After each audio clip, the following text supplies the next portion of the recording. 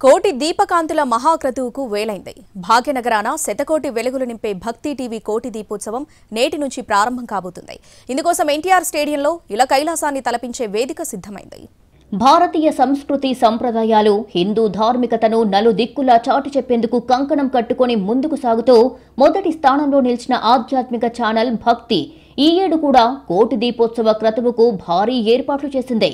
ఇవాటి నుంచి 13వ తేదీ వరకు కోటి దీపాలు శతకోటి కాంతులతో సాగే దీపోత్సవానికి ఎన్టీఆర్ స్టేడియం ముస్తాబయ్యింది.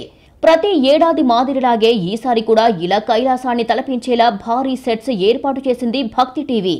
ప్రతిరోజు సాయంత్రం 5:30 గంటలకు కోటి దీపోత్సవం ప్రారంభమవుతుంది.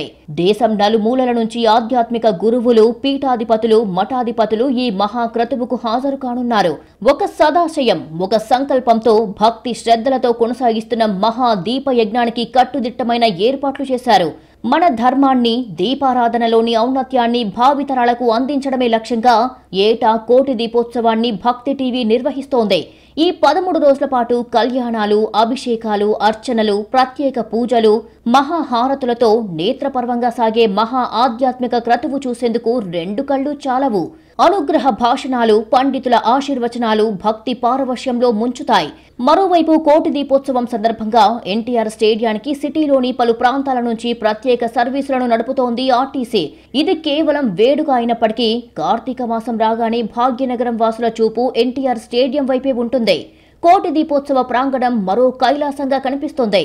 జంట నగరాల్లోని అన్ని దారులు కోటి దీపోత్సవం వైపు నడిపించగా పూల ముగ్గులతో తీర్చిదిద్దిన ప్రాంగణం ముత్తైదువులతో కళకళలాడుతుంది.